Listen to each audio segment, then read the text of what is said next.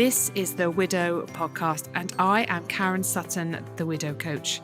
I'll be supporting you through the loss of your life partner so you can find a more positive way through your grief. I want to give you hope after loss and to know that when you are ready, you can create a meaningful life for yourself with the help of me, Karen Sutton, and the Widow Podcast.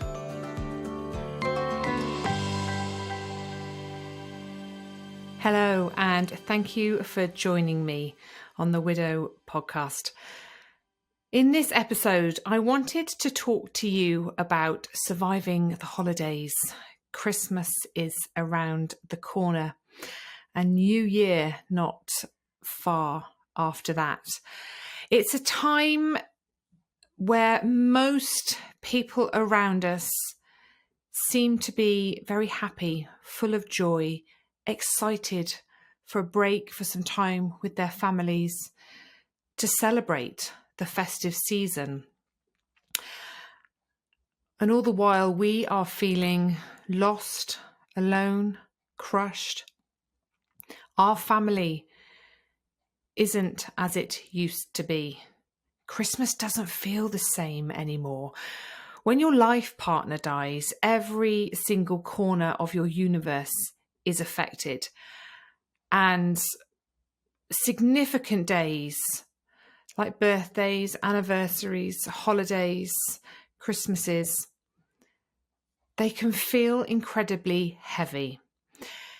So I wanted to talk to you about how we can go about supporting ourselves through the festive period and how we can learn to honour our person, to bring them with us, to stay connected to them, especially when it's very difficult for us to talk about our grief at this time, because we feel like we are bringing the energy levels down. We feel like we are being more of a burden than we already do. And we feel like we are killing everyone else's joy as a result of our grief. So it's really hard for us to find ways of expressing what we're feeling, talking about our person, and allowing what is to be. Allowing ourselves to feel what we need to feel at a time when our grief can feel more invisible than it normally does. The weight of expectation starts to feel really heavy. And it's everywhere you go. You walk into a shop, a supermarket, you listen to the radio in the car and Christmas songs are playing. You drive around and there's lights up everywhere and people put their decorations up earlier and earlier each year. And there are constant little reminders everywhere we go that Christmas is coming. And we can feel like we are expected to show up in a way that we would do before our person died. Full of joy, full of excitement, full of all of the wonder of Christmas. And it just doesn't feel the same. It just doesn't feel the same. I remember my first Christmas after Simon died, and I could feel it creeping up on me. So Simon died in the September, and you know what it's like. Middle of November, you start to become increasingly aware that Christmas is coming. The girls were 9 and 5 at the time, and they were excited. Kids still get excited. Santa's coming. So I felt a lot of pressure to show up when actually all I wanted to do was pack my bags and go away. I just wanted to get away from it all. I didn't want to have to show up. I didn't want to have to do all the things that you normally do at Christmas. And I found it really difficult, really difficult. And, you know, for people that don't have children, or maybe your children are older and you know, they have their own lives and families now, and you feel like you have to show up for them and lead the way for them and still make it everything that you used to make it without your person, but you're not feeling it. And that's okay. And I want you to know that that is okay. Whether this is your first Christmas, your third Christmas, your fifth Christmas, you know, I think it's important to recognize that there's no time limit on this. Christmas is a difficult time. It'll bring up difficult things for different reasons. And I think it's important to recognize as well that whatever has happened to you in that year, because life still happens, right? Things still go on in our lives, and challenges are thrust upon us, and we lose other people, we go through different hardships in life, and these all have an impact on our grief.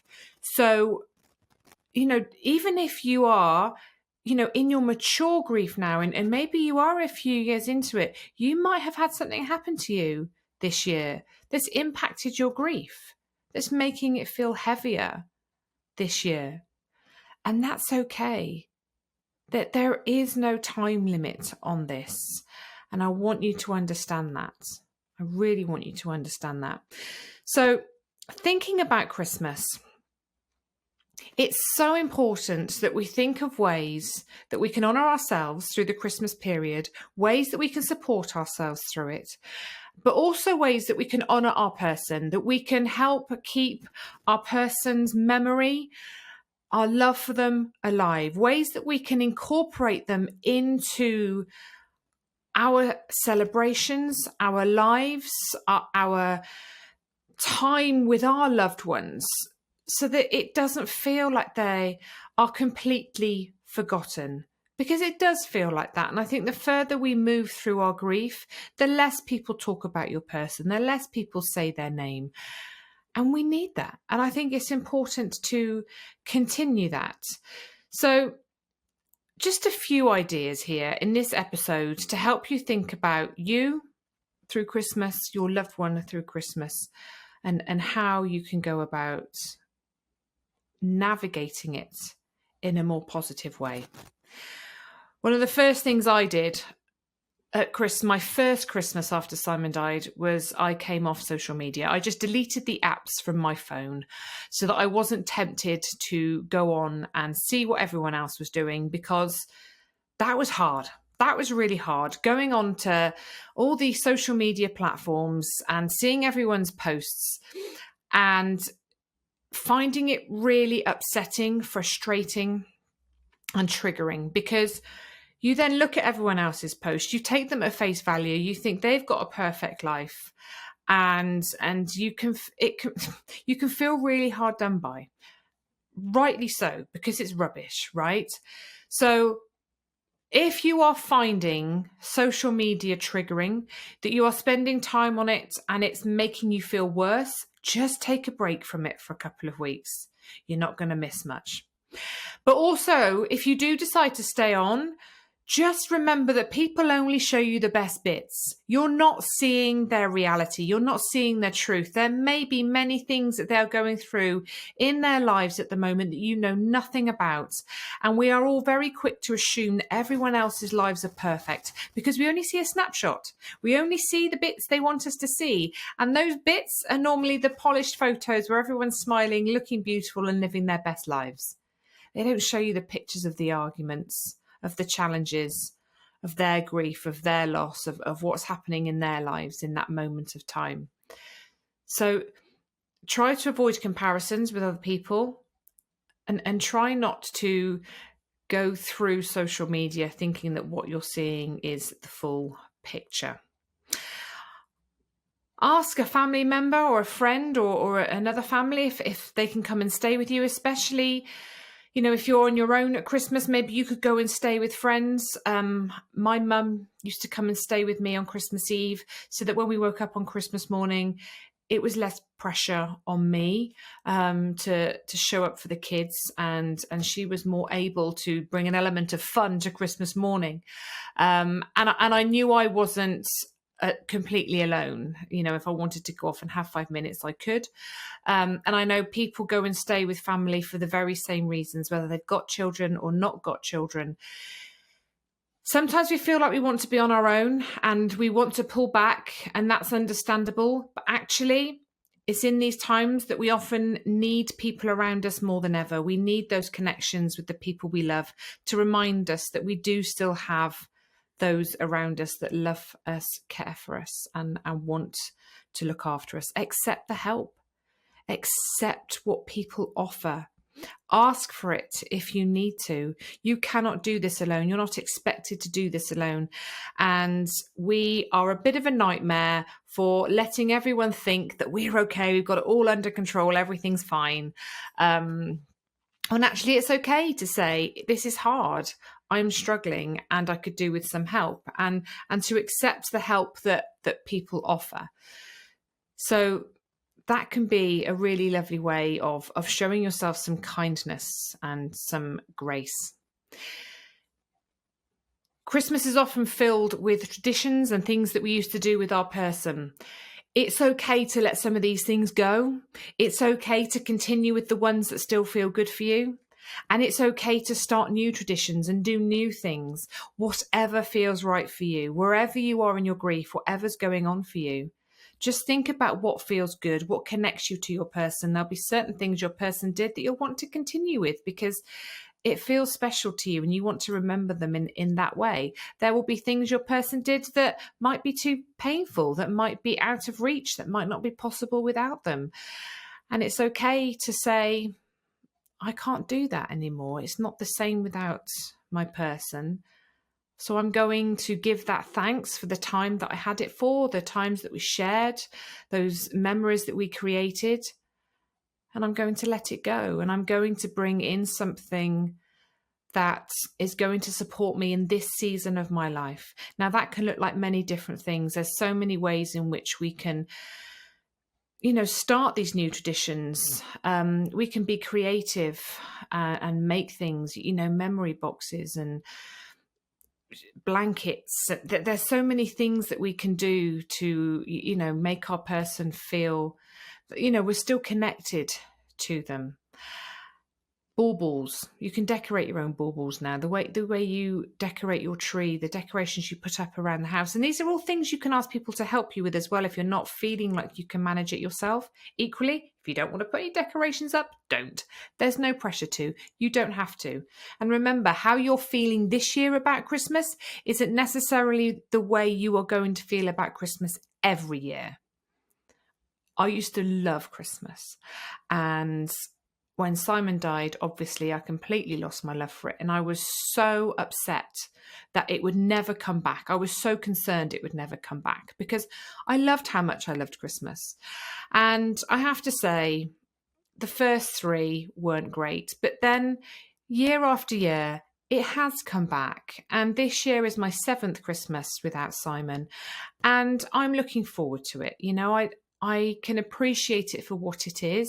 I have my ways of honouring Simon and bringing him into our day and remembering him always. And I have to say, New Year hasn't come back for me. I always used to love New Year. That's something I still don't find easy. I'd much rather just treat it as another day, go to bed, wake up in the morning and carry on and have a fresh start to my day. I'm not one for celebrating the new year anymore.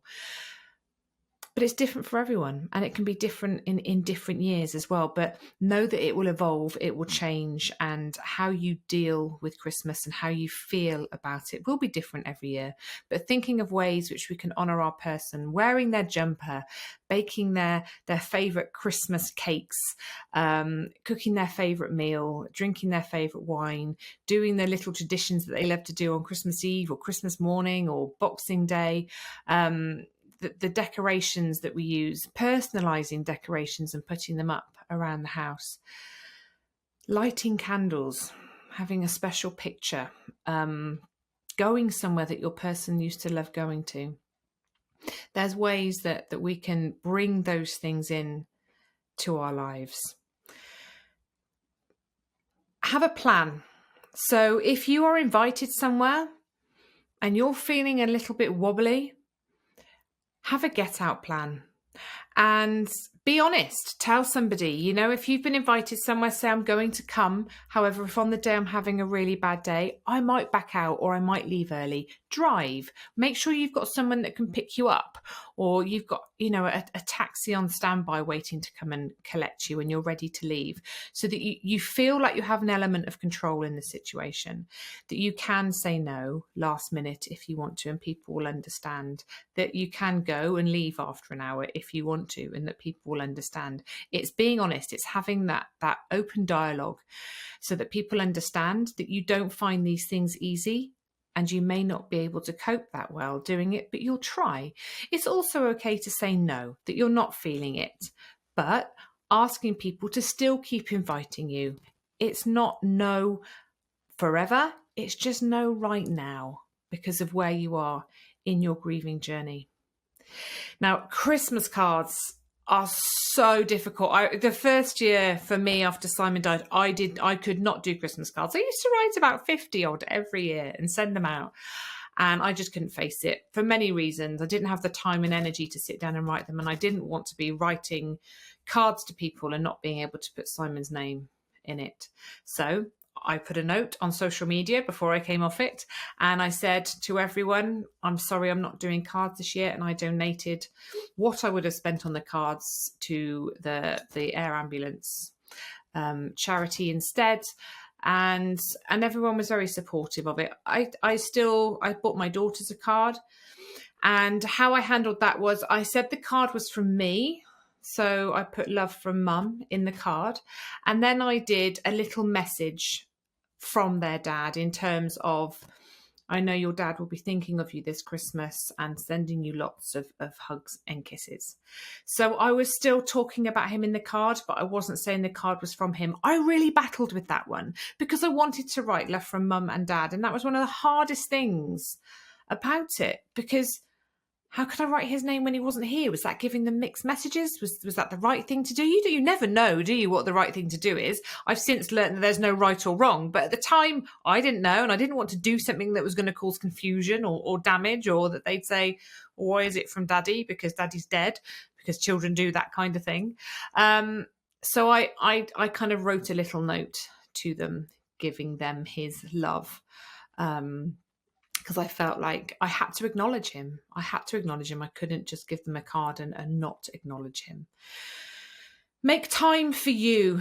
It's so important. And still to this day, I go out for a walk on my own on Christmas morning. I need that time. I just need that time to connect with Simon. I need that time to check in with myself, to go and have a little conversation with him and remember him. And I feel like it's something I'll always do. It might not be, but up till now, that's what I love to do. But definitely making time for you over the holidays, time to slow down, time to get outside in nature, to exercise. So good for us, especially at this time of year. Just that the vitamin D, the daylight, the fresh air, getting your heart rate pumping a bit, going for a power walk. It's so helpful to us in our grief. And also time to nurture yourself, time with loved ones on your terms, with things you want to do. Maybe getting a massage, having a treatment that, feels a little bit special for you, that helps you feel a little bit calmer, reduces the anxieties for you. There's so many lovely treatments and remedies out there now that we can go and do for ourselves. Time to be creative. Being creative is so good for us because it turns off our thinking brain. And you know what it's like in grief. We are constantly thinking. We have all these thoughts going around in our heads. And we had a session in my membership actually last month with a lovely lady who's an art therapist. And she came along and she did this art session. And I was a little bit apprehensive about it because I'm not creative. I don't really like doing art. So I kind of freeze in those moments because I don't know what to do.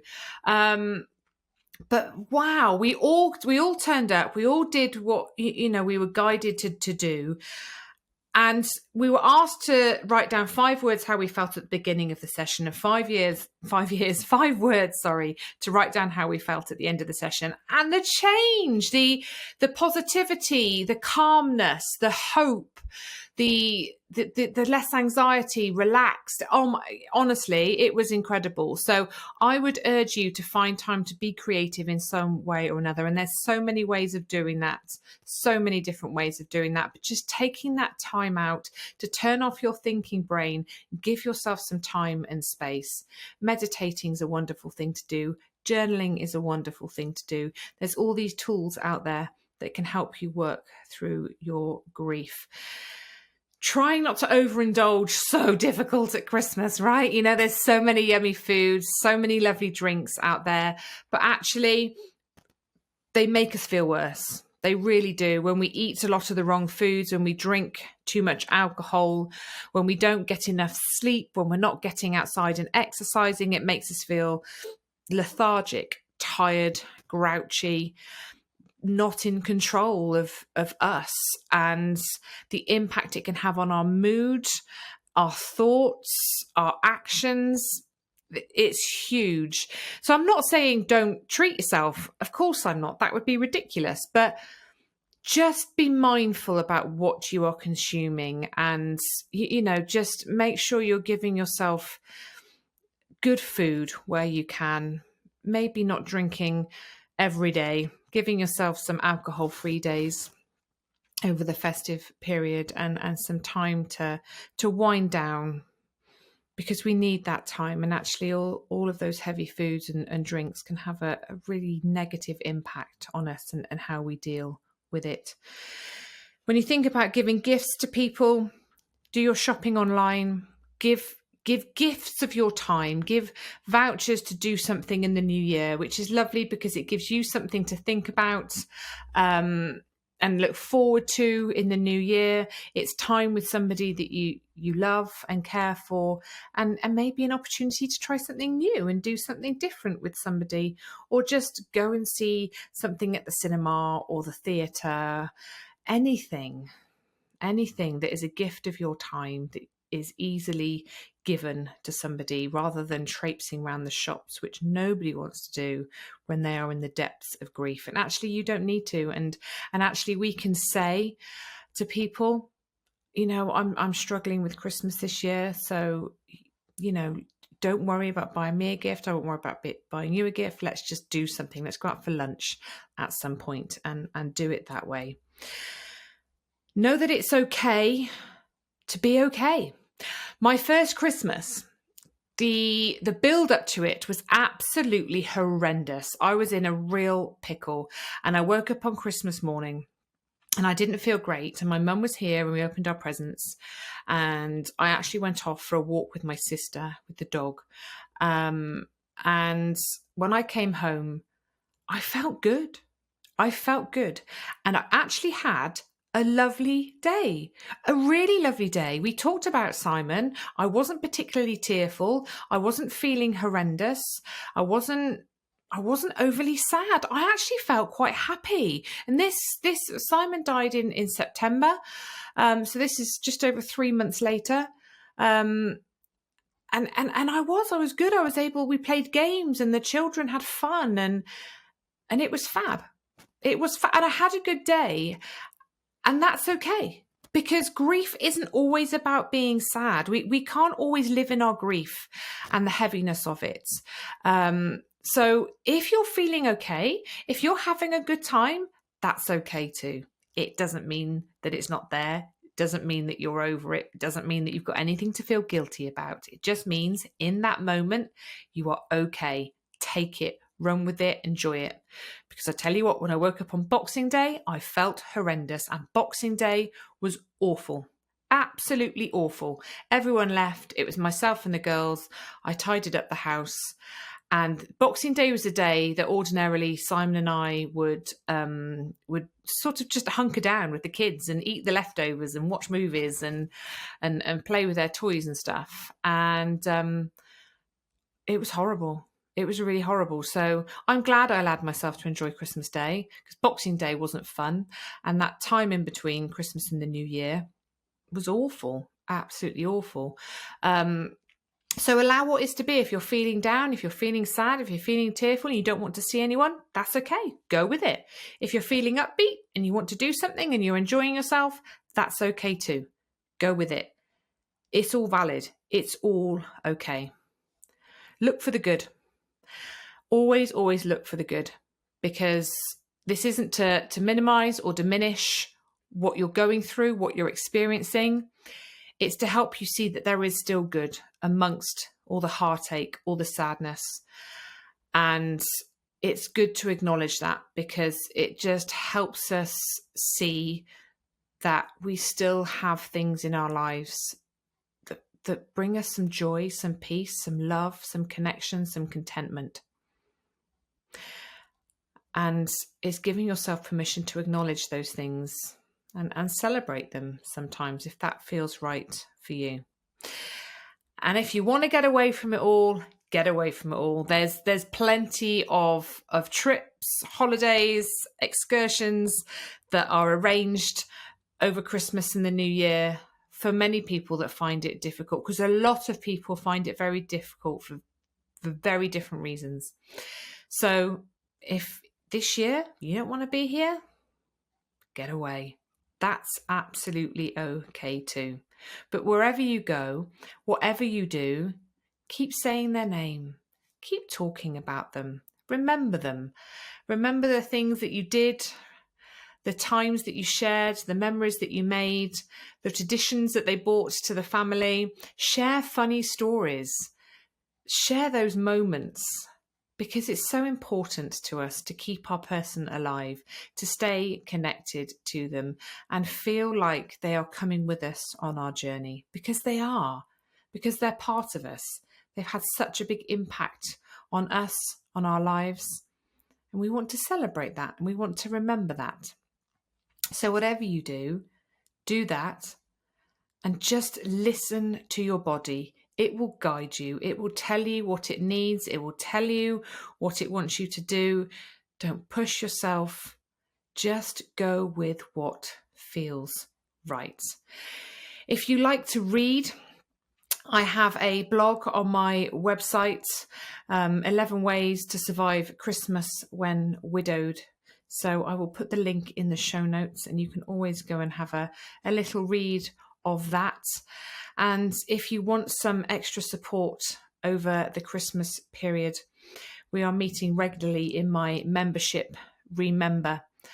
There are plenty of sessions, guest speakers to help us navigate our way through the festive season and beyond in our grief, and discover the tips, the tools and strategies that we can bring into our lives to help support us through these difficult times. I'm sending you lots of love this Christmas. If there's somebody you know that's struggling with the loss of a life partner, please share this podcast episode with them so that they too can learn to understand how to support themselves a little bit better through the holiday season. Just look after yourself. Lots of love. Take care. Thank you so much for listening to the Widow podcast with me, Karen Sutton. If you would like to be part of a supportive community of people who understand your grief, come and join my free Facebook group, Widowed and Rising. And make sure you tune in to the next episode of the Widow podcast.